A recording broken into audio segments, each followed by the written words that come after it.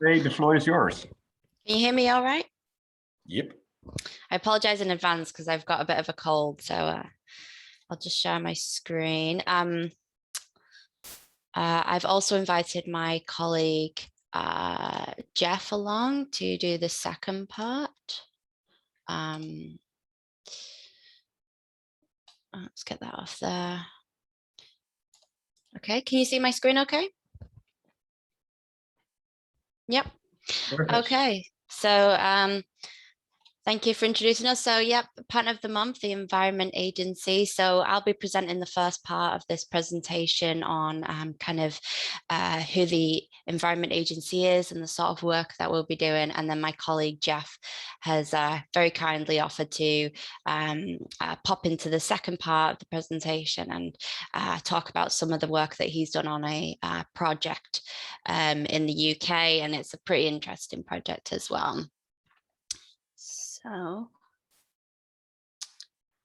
okay, so the Environment Agency is the largest organisation protecting and improving the environment in England, and we have around 10,600 employees. And we're also a bit of a mixed bag of specialising in different areas. So we have scientists, geologists, engineers, project managers. We're quite varied, really. We also have a head office in Bristol, but we do have many offices all over the country as well. We are independent, but we do work very closely with the government to get the best possible results for the environment. So one of the things that I wanted to talk about today was, I know through the projects that you guys tend to find out more about our flood risk work, but the Environment Agency is much bigger than that, and we do work on a lot of other topics as well. So we were set up under the Environment Act 1995, and we were given certain duties and powers and responsibilities relating to the protection and enhancement of the environment in England. So that's as a whole. So if I just run through some of the responsibilities that we have. So first of all, we've got regulating major industry and waste. It doesn't seem that big of a topic, but actually I was reading on the Environment Agency's internal website recently that there was a gentleman who had committed crime waste over the last 10 years. And very recently they'd built up a case and he's actually been sent to jail for 18 months. So we do a lot of work in terms of crime waste and get some good results in protecting the environment.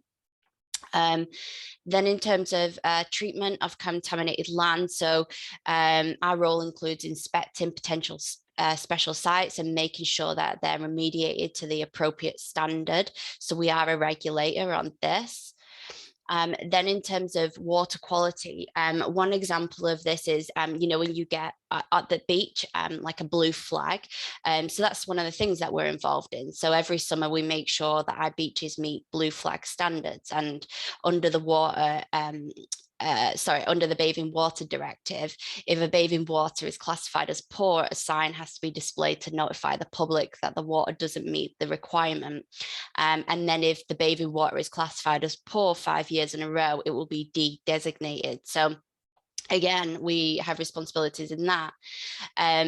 Fisheries, we have responsibilities to make sure that that fisheries are conserved and we maintain diversity in freshwater fish, salmon, sea trout and eel, and conserve aquatic environment.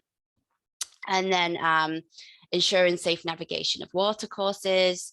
And then in terms of conservation and ecology, we're interested in invasive plants and animals, habitats, conservation areas, and we do things like produce guidance for ponds and lakes. And then last but not least is what you guys all pretty much know we do, is that we manage the risk of flooding from main rivers, reservoirs, estuaries and the sea. So these, if I call them almost, these are our kind of like day jobs. And then to mirror that, we also have incident management of both the environment and flood risk. And so actually the flood management incidents only make up 8% of our incidents in the Environment Agency. The rest are, well, they tend to be environment management incidents. And so for the Environment Agency, an incident is reported to the EA every 7 minutes, 24/7, 7 days a week. And this totals to 77,000 incidents per year. So every 45 minutes, there's an incident serious enough for the Environment Agency to attend. And this includes flooding, pollution, waste, air quality, fisheries, radiological and water resource incidents. So we're also a category 1 responder, and that's kind of equivalent to police, fire services, and the ambulance. So if I just concentrate on environment management incidents first of all. So if it's a fire from waste, we're going to be interested in hazardous airborne materials, for example. And one thing that we do in the Environment Agency is depending on the scale of the fire and so on, we might also produce modeling used by fire services to assess the direction of smoke, particularly if it is hazardous airborne materials. In terms of responding to water pollution, this may be from sewage, or it could be oil spillages or radioactive substances. We might investigate illegal dumping of waste. We sometimes get reports of from maybe the public of large numbers of fish mortalities. So again, we'll investigate whether it's due to pollution, or it could be dissolved oxygen level, or maybe prolonged dry weather, so drought that's leading to the risk of fish mortality. And then on the flip side of this, in flood management incidents, which make up 8%, we have what you might be more familiar with, monitoring and forecasting. So before any flooding occurs, we constantly monitor and forecast the scale and location of possible flooding. And this information helps us to assess impacts being experienced both now and in the future. And then based on this assessment, we alert and inform the public and other organisations about the risk and impacts of flooding. And then we go on to prepare our flood defences, make sure they're working properly, work with other partners if they're involved with any of the operation. We may keep water courses clear of obstructions, and deploy any mobile defences if required.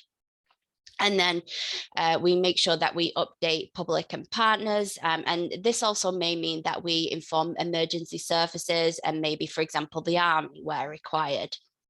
And then following that, after a flood, we do help people. So if it's a person, some people, their homes are in a floodplain, and they're not planning on moving home, or they can't, for example, we may then give them advice on how to make their homes more resilient. So should they flood, how can they improve the way their house functions in order to return back to normal way of living quicker? So it may be putting the electrics higher up, for example.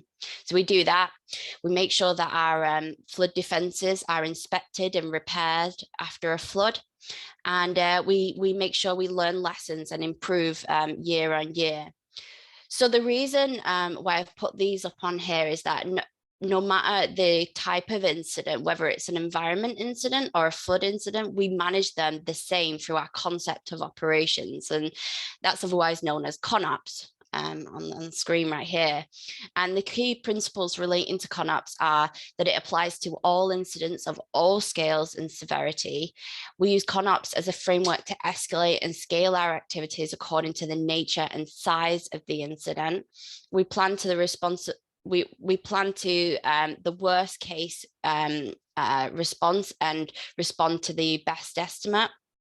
It also supports the management and delivery of tasks and activities, and we are prepared to escalate our response by having staff trained, capable, and ready to carry out their role. So this is, how we do run, even though they look like completely different incidents. Quite often, we do run them the same way, and that's where we're building up quite a lot of lessons learned and experience in incident management. So I'm going to pass you over to my colleague, Geoff Foulkes, who's a deputy catchment engineer in the Environment Agency, and he'll talk about an interesting project that he's currently working on. So Geoff, do you want to take yourself off mic and I'll do the slides for you? Thanks, Faye. That's great. Thank you very much, Faye, and thank you everyone for inviting me along today to talk to you about this project. This is a project which I worked on in 2019. So my name's Geoffrey Foulkes. Sorry about that, Geoff. That's all right. That's okay. No worries.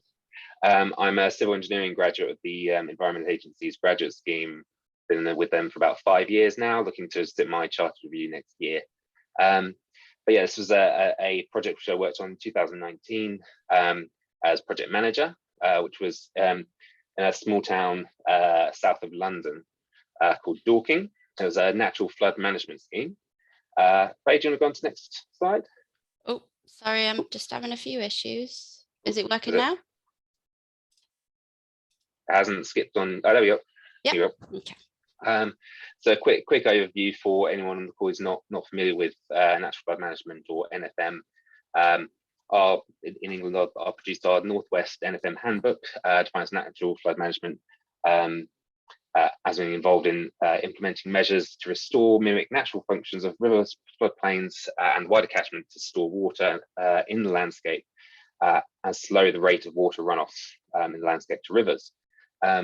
Which does this by 4 main routes, by trying to slow flowing water, slow water within either water within rivers and channels, or water across floodplains, storing water by putting in barriers and say planting trees, etc., to try and sort of retain water in particular areas that we don't mind flooding in order to alleviate flooding downstream. Increasing soil filtration through managing managing the way the land is used, what plants are used, and what the sort of ratio of foliage and etc. is, and by intercepting rainfall, again largely by managing the way that the land is used. Cool. Faye, do you want to go on to the next slide? Great. Oh, no, this one. Yeah.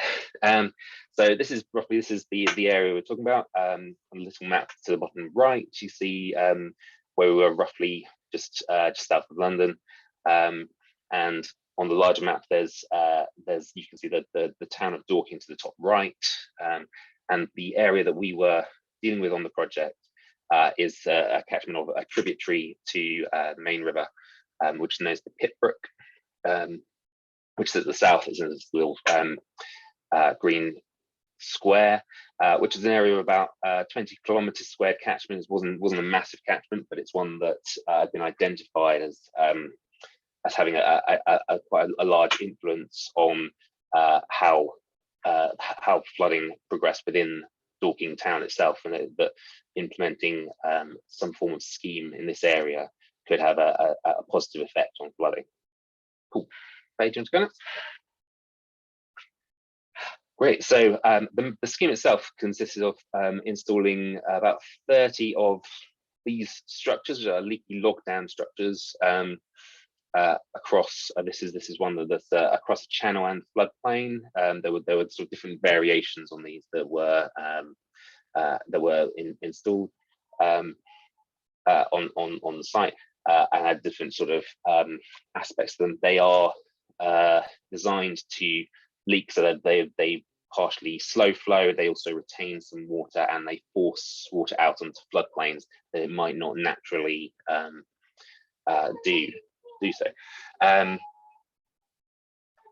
So that the structure itself is made from different timbers on site. We'd previously identified species that we wanted to use that were favourable for these structures that wouldn't degrade too quickly. So there was sort of mainly oak, oak, elm, elder. No, sorry, they've gone out of my head at the moment, but I'll remember them later. And these were secured in place by stakes driven either side, partially for security and partially to sort of prevent uplift when the dams are actually impounding. Yeah, Faye, do you want to go on to the next slide? This is a slight variation on these dams. We had an area where there was a bund that had been eroded through, and we basically restored it with an in-channel cascade of dams that was sort of from bed to bank to try to sort of retain the water and actually to utilize some of the floodplain upstream as well, particularly during flooding seasons. Great. Yep, do you want to go on this next slide, Faye? Right. So the project benefits of the benefits of the project and sort of the aim of the project was firstly to increase flood protection. We're also looking, I think Faye spoke earlier, saying that the Environment Agency's scope is very, very wide, and one of the big focuses that we have is on improving the environment, improving habitats. And so there was a lot of emphasis on re-wetting woodlands, on building log piled habitats for reptiles and others and small mammals in the area and that sort of thing. We found across an extra benefit of the project we weren't expecting was from pre-construction to post-construction. We had a massive carbon saving. The carbon used on this project was never going to be high, but through the way that we managed the project and the way that it was undertaken meant that we actually effectively had a 2/3 reduction in the carbon we were expecting to emit, which is a big positive. And another big aim of this project was research aspect, because this is in the UK a fairly new method for managing flooding, and while the technology itself is quite sort of basic and sort of old school in a sense, the actual understanding behind the data of how these interventions can be used and used alongside our hard engineering solutions is still relatively unknown.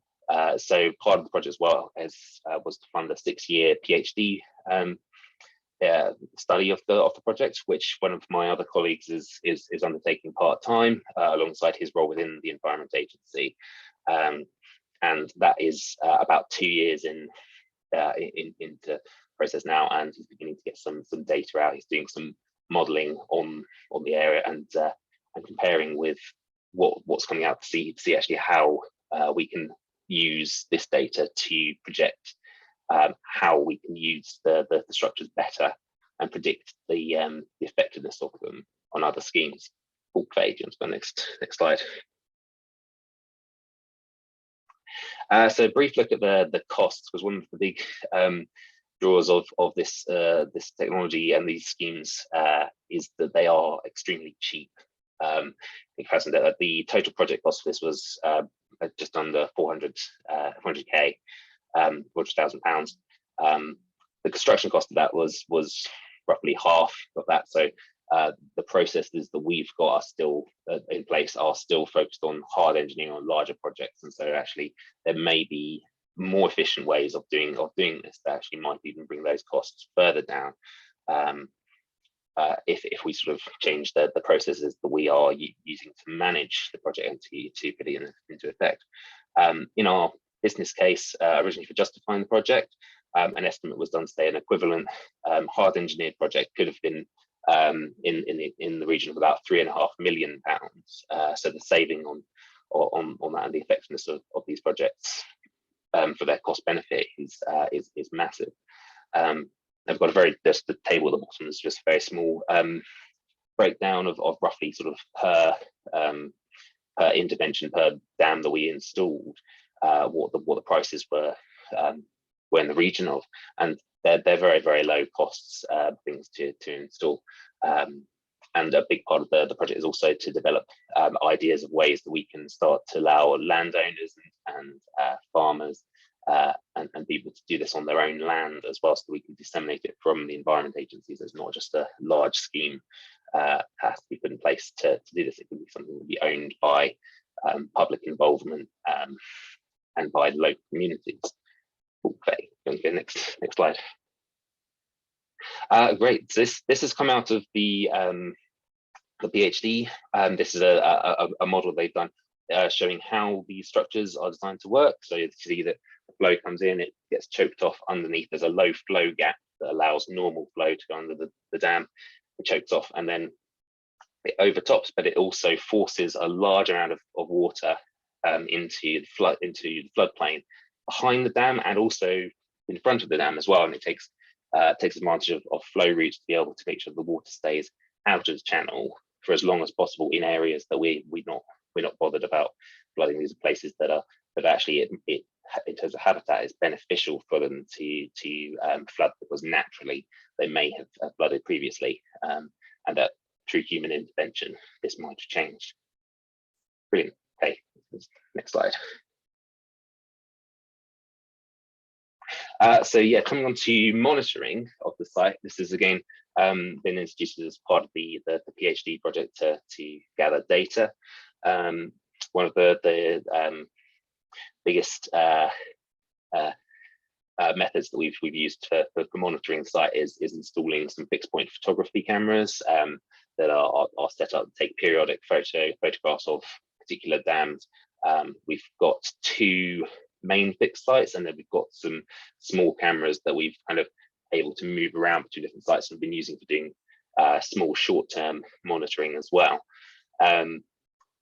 for particular purposes on particular dams that we want to gather a little bit of extra data from.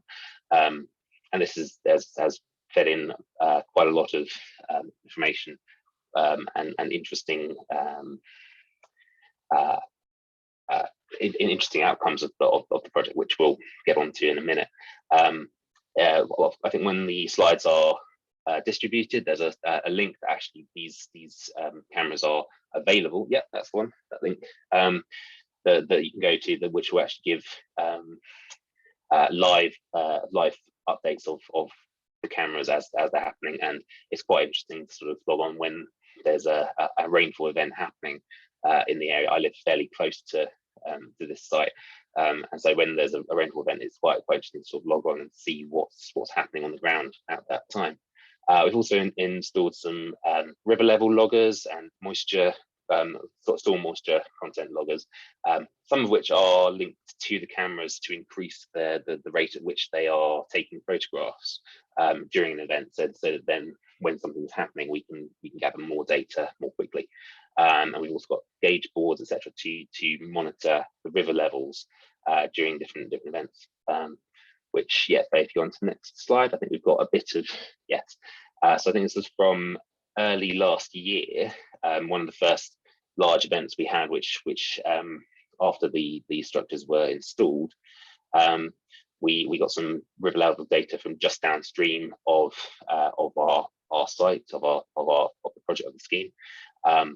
And along the bottom, we've got the rainfall, which there's a yellowish line, so showing the rainfall data from before our structures were installed, and the darker sort of red ones are after they were installed. So you can see the event that actually that it was involved in was considerably larger than the one we had originally prior to installation. And the lines at the top, there's the green triangles show, well, actually, say the red triangle line is showing the hydrograph, the way the river responded prior to the structures being installed, and the green one is showing after the structures were installed, which has got quite an interesting outcome to say, even though the event after the structures were installed was larger, the peak that the river levels got to was lower, and that the water was retained in this area of the river for longer. But as you can see, that the level is kept slightly above the previous levels for a longer period of time, which is obviously the aim of these structures. So it's encouraging to say that actually this scheme is having a really sort of positive effect.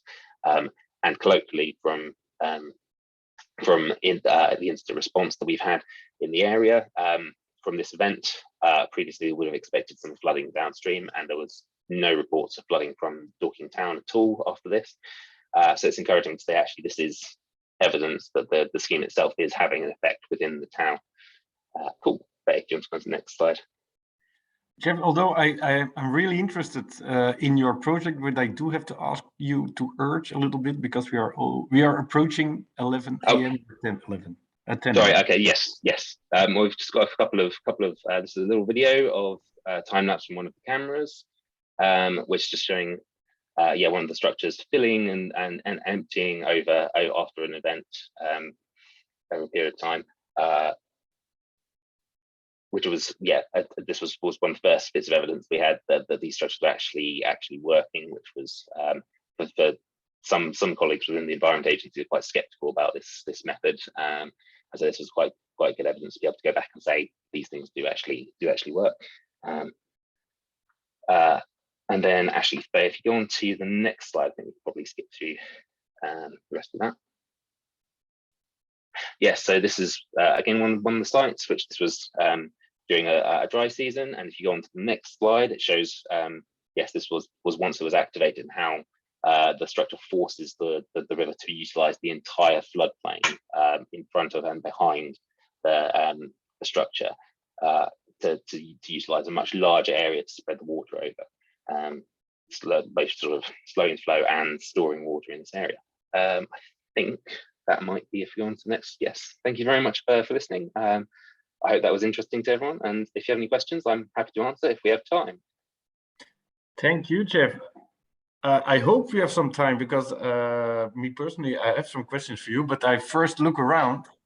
But we don't have all morning, of course. That's the pity.